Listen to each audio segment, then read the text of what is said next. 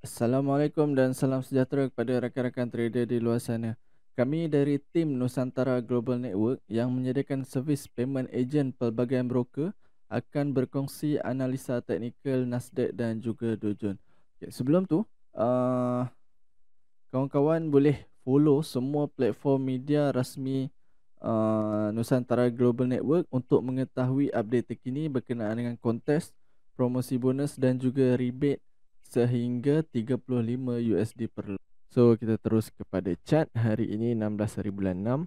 Sorry 16 hari bulan 5 tahun 2025 hari Jumaat, hari terakhir dalam dagangan minggu ini. Kita berada dalam fasa-fasa pertengahan bulan Mei, yang mana kalau kita tengok selalunya pertengahan bulan ni dia tengah rancak-rancaknya lah pergerakan market. Okay, so ini adalah chart index dan ini adalah time frame 1 jam. So kita nak recap balik pada analisa lepas, yang mana pada analisa lepas kita target yang kita nak buy di support zone ataupun di zone-zone yang terendah, dan ini adalah zone yang kita dah marking pada analisa lepas, dan ia telah berjaya menghasilkan profit ataupun dah berjaya membuat profit sebanyak, right, so daripada bawah sini 21194 sampai atas sini 21338. Pergerakan harga di sini almost dalam 200 pip sebelum dia membuat sideway dan dia turun balik membuat solid breakout, dan di sini dia agak noise, dia terlajak di sini, nampak dia terjun tembus and then dia naik semula ke atas. So biarkan ia berlalu untuk hari ini. So untuk hari ini apa yang kita target adalah kita nak target di zone yang baru yang dia dah buat dekat bawah ni. Yes, di sini. Right, so di sini ada satu zone.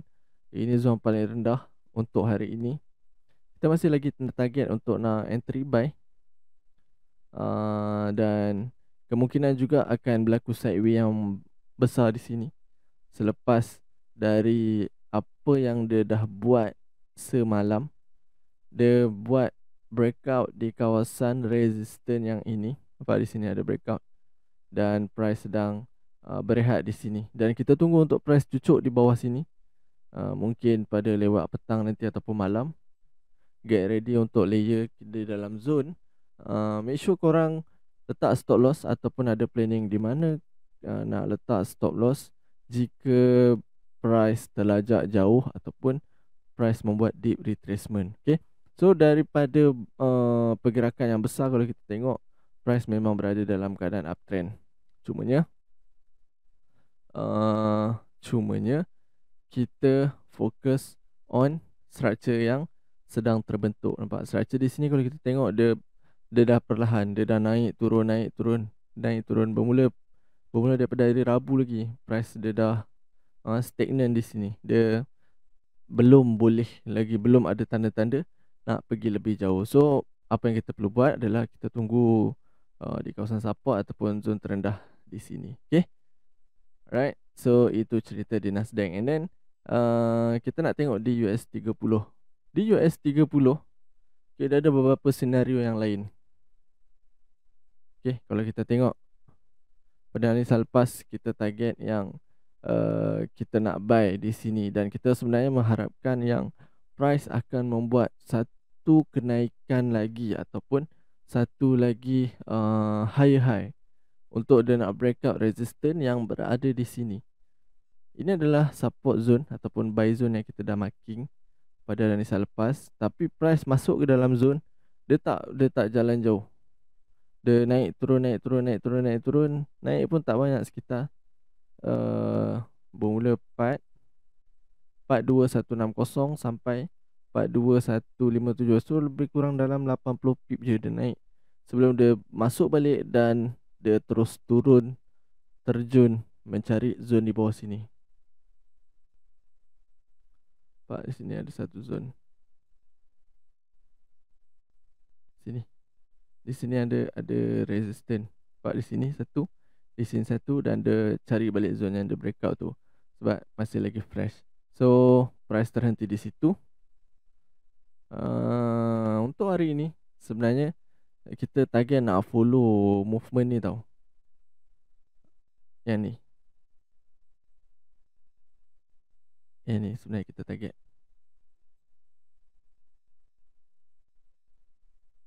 Tapi sebenarnya kita tak boleh target. Kita tak boleh nak target dia akan pergi lebih jauh. Okay. Cumanya kita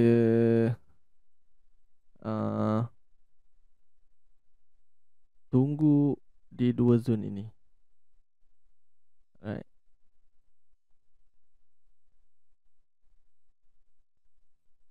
Ini zone yang pertama. Dan ini zone yang kedua. So, jika berlaku breakout ataupun solid breakout di zone yang ini, get ready untuk nak re-entry sell untuk price sampai di kawasan support yang ini.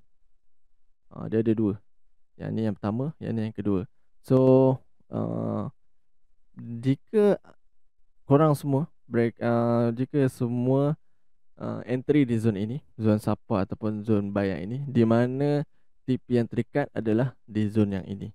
So bila dah sampai di sini, right, kena tengok dia punya movement ataupun dia punya structure. Adakah di sini dia membentuk structure uptrend, start dari bawah dia naik, turun, naik, turun, naik, turun, naik, turun, naik, turun, ataupun dia seterusnya break terus untuk pacak naik ke atas.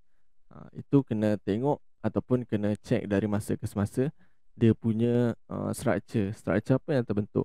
Tapi kalau tengok di sini, selepas daripada dah buat retracement, kejatuhan berlaku dan di sini dia dah membentuk structure uptrend di sini, dan di sini the next, dan kalau ikut di sini dia akan cucuk dan running untuk terbang terus lagi. Okay, so nak layer di dalam zone macam biasa, kira betul-betul berapa layer yang boleh ataupun berapa layer yang dapat untuk korang punya equity tu bertahan. Okay, so pecahkan setiap 5 ataupun setiap 10 pip, depends on pada korang punya equity. Okay, saya kira itu sahaja untuk hari ni.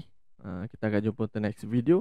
Seperti biasa, sebelum mengakhiri video, saya nak ingatkan kepada rakan-rakan agar sentiasa manage your risk, sentiasa kira berapa entry lot yang bersesuaian dengan you all punya equity untuk mengelakkan akaun DMC ataupun akaun anda blow. Okay, kita jumpa lagi untuk next video. Assalamualaikum, bye bye.